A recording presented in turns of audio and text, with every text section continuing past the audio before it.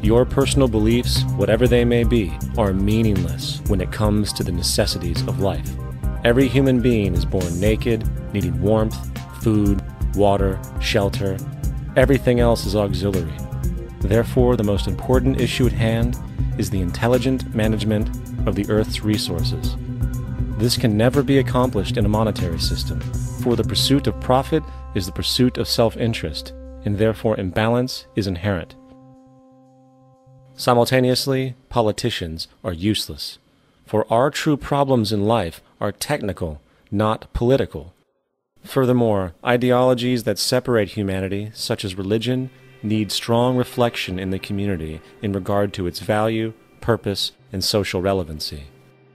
Hopefully, through time, religion will lose its materialism and basis in superstition and move into the useful field of philosophy.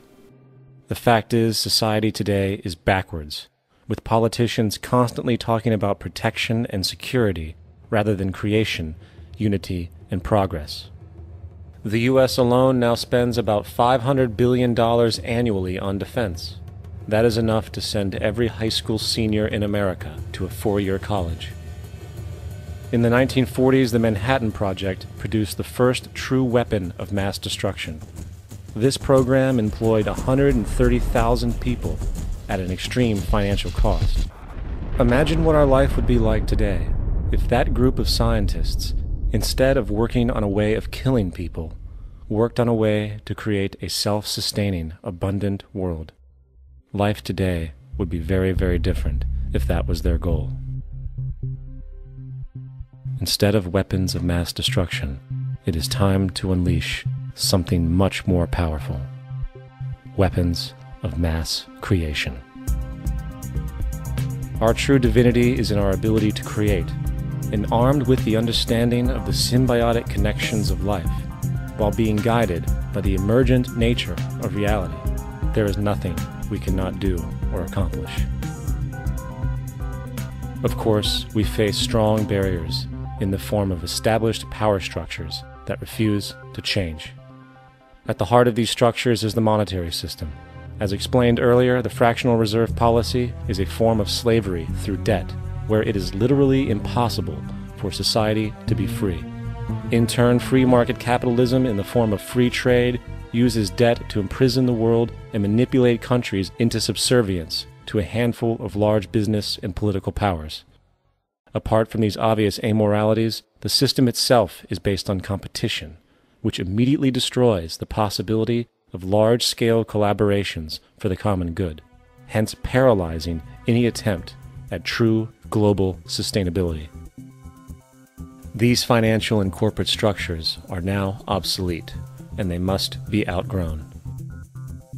Of course, we cannot be naive enough to think that the business and financial elite are going to subscribe to this idea, for they will lose power and control. Therefore, peaceful yet highly strategic action must be taken. The most powerful course of action is simple. We have to alter our behavior to force the power structure to the will of the people. We must stop supporting the system. The only way the establishment will change is by our refusal to participate, while continuously acknowledging its endless flaws and corruptions. They're not going to give up the monetary system because of our designs are what we recommend. The system has to fail, and people have to lose confidence in their elected leaders. That will be a major turning point if the Venus Project is offered as a possible alternative. If not, I fear the consequences. The trends now indicate that our country is going bankrupt.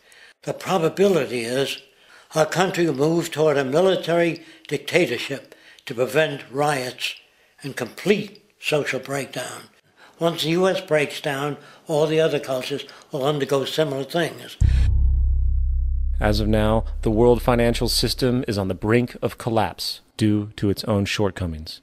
The Comptroller of Currency stated in 2003 that the interest on the U.S. national debt will not be affordable in less than 10 years. This theoretically means total bankruptcy for the U.S. economy, and its implications for the world are immense. In turn, the fractional reserve-based monetary system is reaching its theoretical limits of expansion, and the banking failures you are seeing are just the beginning. This is why inflation is skyrocketing, all debt is at record levels, and the government and Fed are hemorrhaging new money to bail out the corrupt system. For the only way to keep the banks going is by making more money. The only way to make more money is to create more debt and inflation. It is simply a matter of time before the tables turn, and there is no one willing to take new loans, while defaults grow, as people are unable to afford their current loans. Then the expansion of money will stop, and contraction will begin on a scale never before seen, ending a century-long pyramid scheme. This has already begun. Therefore, we need to expose this financial failure for what it is, using this weakness to our advantage. Here are some suggestions. Expose the banking fraud. Citibank, JP Morgan Chase, and Bank of America are the most powerful controllers within the corrupt Federal Reserve System. It's time to boycott these institutions. If you have a bank account or a credit card with any of them, move your money to another bank. If you have a mortgage, refinance with another bank.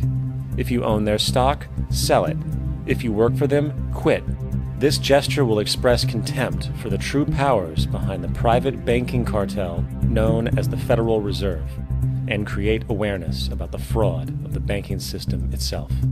2. Turn off the TV news. Visit the emerging independent news agencies on the internet for your information. CNN, NBC, ABC, Fox, and all the others present all news pre-filtered to maintain the status quo. With 4 corporations owning all major media outlets, objective information is impossible. This is the true beauty of the internet, and the establishment has been losing control because of this free flow of information.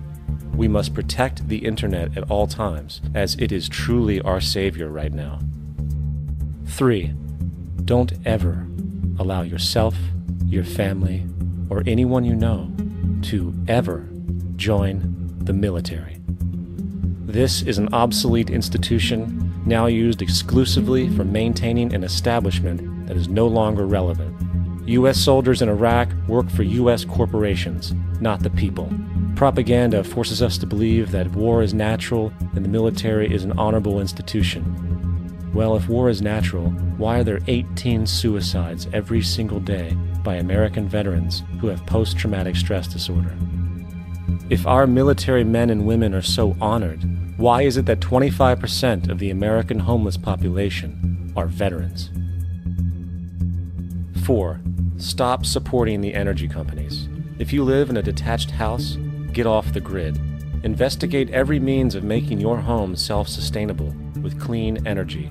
Solar, wind, and other renewable energies are now affordable consumer realities, and considering the never-ending rising cost of traditional energies, it will likely be a cheaper investment over time. If you drive, get the smallest car you can, and consider using one of the many conversion technologies that can enable your car to be a hybrid, electric, or run on anything other than establishment fuels.